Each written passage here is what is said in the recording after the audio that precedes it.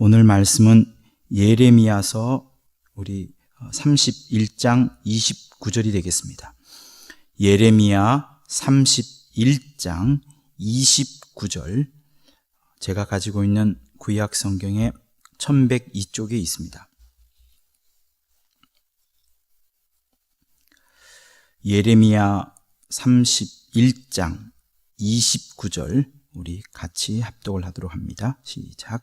그때에 그들이 다시는 이르기를 아비가 신포도를 먹었으므로 아들들의 이가 시다하지 아니하겠고.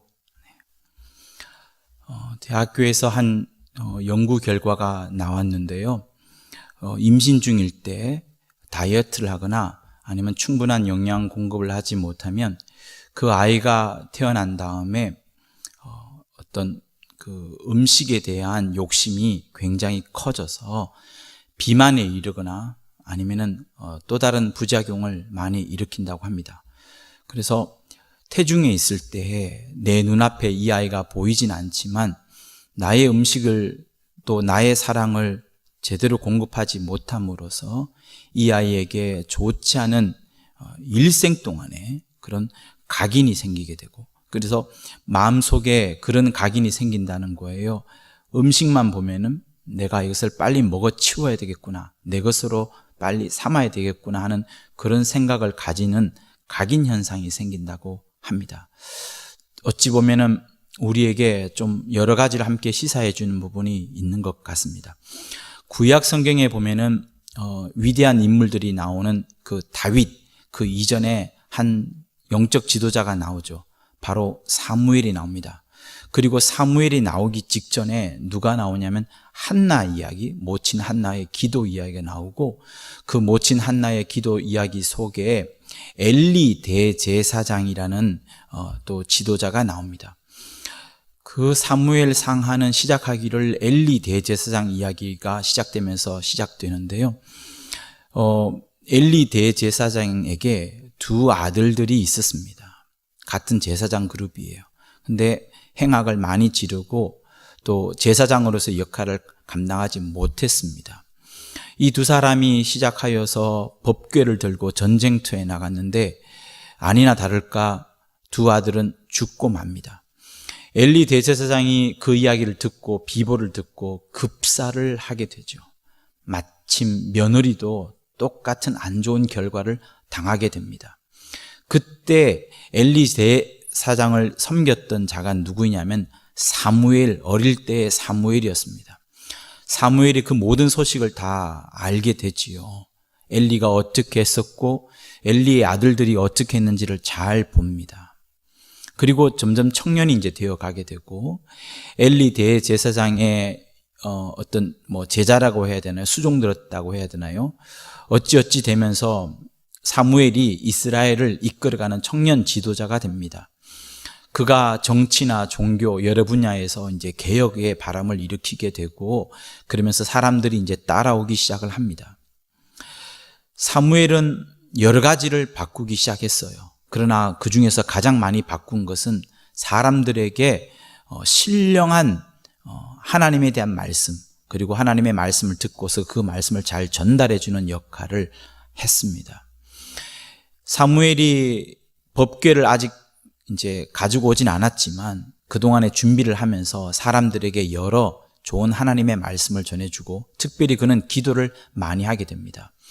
이스라엘 백성들을 모으고 미스바에서 금식 대성회를 하는데 그때 블레셋 적군이 쳐들어옵니다. 어마어마한 사람들이 쳐들어왔어요. 많은 기도를 한 결과 하늘에서 우레와 천둥이 울리면서 블레셋 사람들이 쫓겨가기 시작합니다. 사람들이 그들을 쫓아가서 대승리를 이루게 되지요. 그렇게 점점 하면서 사무엘은 이스라엘 사람들의 영적 지도자, 또 여러 분야에서 그를 중심으로 사사요, 또 지도자요, 이렇게 이제 그를 섬기게 됩니다. 자, 사무엘이 그렇게 백성들을 잘 가르치고 하나님의 말씀을 잘 전달을 했습니다만 한 가지 아쉬운 점을 저는 찾게 되었습니다. 그것은 뭐냐면 사무엘의 뒤를 잇는 자였습니다. 사무엘의 뒤를 이어서 이스라엘을 이끄는 자가 누굽니까? 우리는 잘 알다시피 사울이라는 사람을 알고 있고, 또 사울이 얼마 흐르다가 그가 인본주의로 흐르면서 마침내 다윗이라는 사람을 하나님이 낙점을 하게 되고 기름을 붓게 됩니다. 곧 사무엘의 뒤를 이어서 사울은 말라 비틀어지게 되고요, 다윗이 그를 잇게 됩니다. 그런데 여러분, 성경을 자세히 보면 사무엘에게 아들들이 있습니다. 조금 전에 이야기했다시피 엘리 대제사장에게도 아들들이 있었고 사무엘에게도 아들들이 있었어요. 그런데 사무엘의 뒤를 잇는 자가 사무엘의 아들들이 아니었습니다. 저는 그 부분을 여러 가지를 생각을 해보게 되었습니다. 이번 달은 가정의 달 혹은 가족의 달입니다. 가정을 생각해보는 그런 달인데요. 여러분, 사무엘은 어릴 적에 엄마 한나의 서원 기도를 따라서 가정을 떠납니다. 일찍 떠나지요. 엘리 대제사장의 가정에서 머물면서 그로부터 많은 것을 배웁니다. 하나님을 섬기는 것, 제사장으로서 역할, 대제사장이 해야 될 일들 다 봅니다. 그러나 사무엘은 보지 못한 것이 있어요. 어머니의 큰 사랑, 그리고 아버지의 큰 인자와 자비를 사무엘은 보지 못한 것 같아요. 그러다 보니 어떻게 했어요? 그는 또 바빴습니다. 이스라엘 백성들을 매년마다 한 번은 길갈에서, 한 번은 미스바에서, 또 한 번은 베델에서 곳곳을 돌아다니면서 하나님의 말씀을 전달하는 매우 바쁜 삶을 살았습니다. 그러다 보니 자기 스스로도 어머니로부터 사랑을, 아버지로부터의 자비를 배우지 못한 사역에 몰두하는 사람이었어요. 그러다 보니 자기 아들들을 온전히 양육하지 못한 것 같습니다. 적어도 사울이나 다윗만큼의 일꾼으로 만들지 못한 것 같았어요. 사랑하는 성도 여러분, 우리는 가정이 있으면 아버지이고요, 또 직장에서 일을 하면 하나의 일꾼이야 혹은 사장이나 뭐가 됩니다. 가정 바깥에서의 일은 내가 아니어도 충분히 할 수가 있습니다. 나를 대신해서 할 수 있는 사람이 있습니다. 그러나 가정만큼은 대신할 수 있는 사람이 없어요. 저는 아버지입니다. 혹은 여러분이 어머니일 수 있겠어요. 그 역할을 다른 사람이 대신해 줄 수 있는 자리가 아닙니다. 엄마의 역할, 가정부가 대신할 수 있겠지만 엄마의 온전한 역할을 할 수가 없습니다. 그가. 아버지의 역할도 마찬가지입니다. 군인이나 사장, 자기 직원을 시켜가지고 자기 부하를 시켜서 충분히 회사를 돌릴 수 있고 이 나라를 돌릴 수 있습니다. 군대를 돌릴 수 있어요. 그러나 가정만큼은 그렇지 않습니다. 하나님이 처음부터 가정은 아버지가 아니면, 어머니가 아니면 돌릴 수 없도록 이미 만들어 두셨습니다. 이미 그렇게 하나님께서 만들어 두셨어요.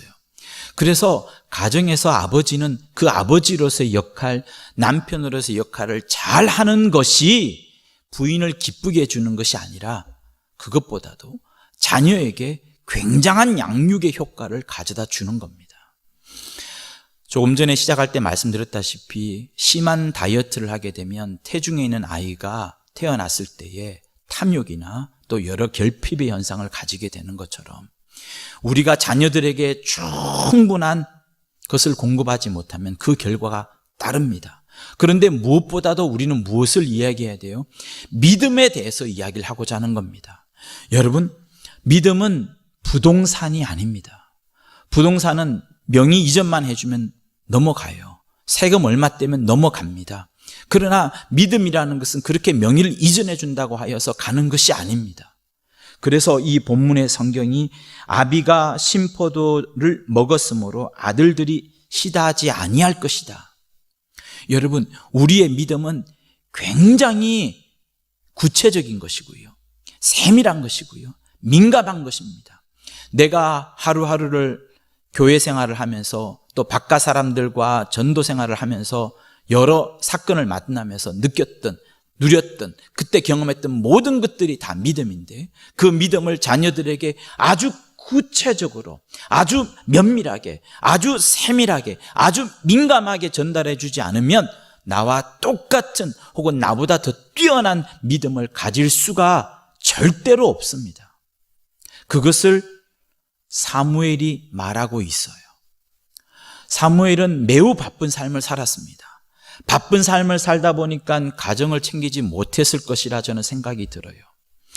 유명한 어떤 목사님이 그렇게 말씀을 하셨고, 또 시므온의 어떤 사모님이라는 책에도 나왔는데, 혹시 목회 때문에, 사역 때문에 가정이 망할 것 같으면 그 사역을 잠시 내려놓고 가정으로 돌아가서 가정을 살려내어라.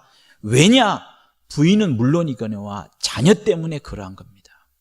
목사의 가정, 안수 집사의 가정, 장로의 가정, 얼마나 큰 믿음의 유산을 뿌려줄 수 있는 엄청난 자산을 가진 가정 아니겠습니까?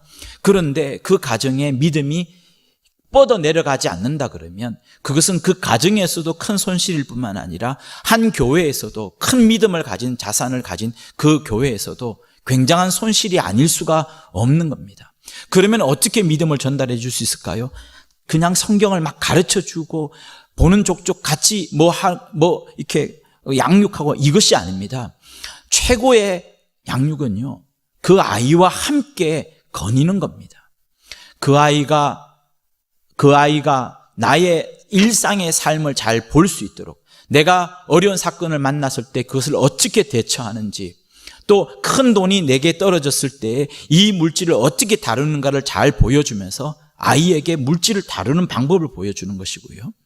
또 내가 굉장한 환난을 만났을 때에도 그것을 아버지 혼자 끙끙 앓고 있는 것이 아니라 그것을 함께 가정과 기도 제목을 내면서 풀어가고 같이 울고 같이 웃으면서 긴 세월 동안에 함께 하면서 아이에게 보여주는 그것이 믿음의 전수요, 믿음의 전달입니다. 그래서 어떤 때는 아이의 무등을 태워주기도 하고 설거지를 하기도 하고요, 음식물 쓰레기를 버리는 것도 해야 되는 것이고요, 자녀와 함께 어떤 때는 게임도 말이에요. 무서운 게임은 아니지만 옛날에는 아이에게 술도 가르치지 않았습니까?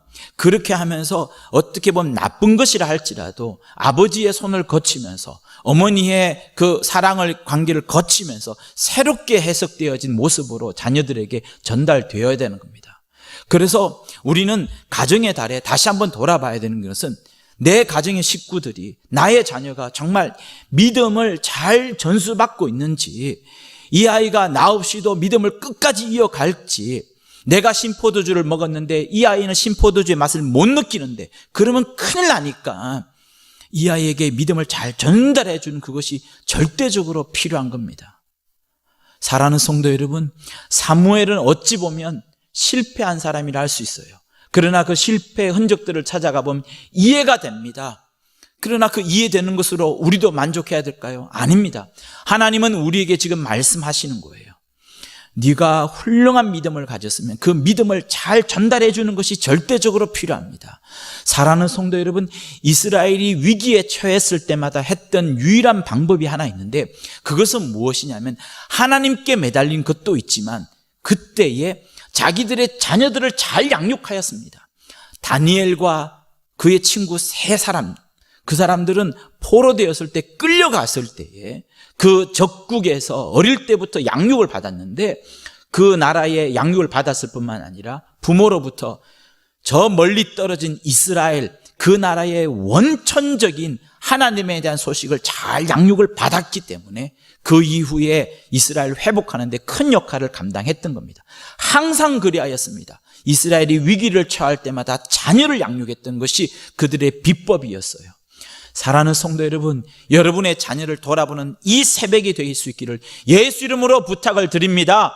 믿음은 부동산이 아닙니다. 믿음은 상속되지 않습니다. 믿음은 반드시 내가 보여주어야 하는 것이고, 자녀들 앞에서 철저한 기도, 철저히 하나님을 의지하는 모습을 보여주지 아니하면은 믿음은 전달되지 않습니다.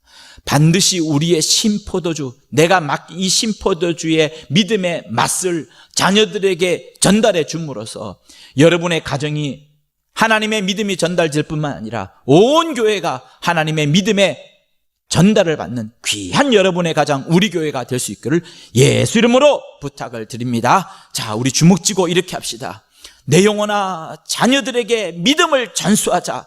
내 영혼아 자녀들에게 믿음을 전수하자. 내 영혼아 자녀들에게 믿음을 전수하자.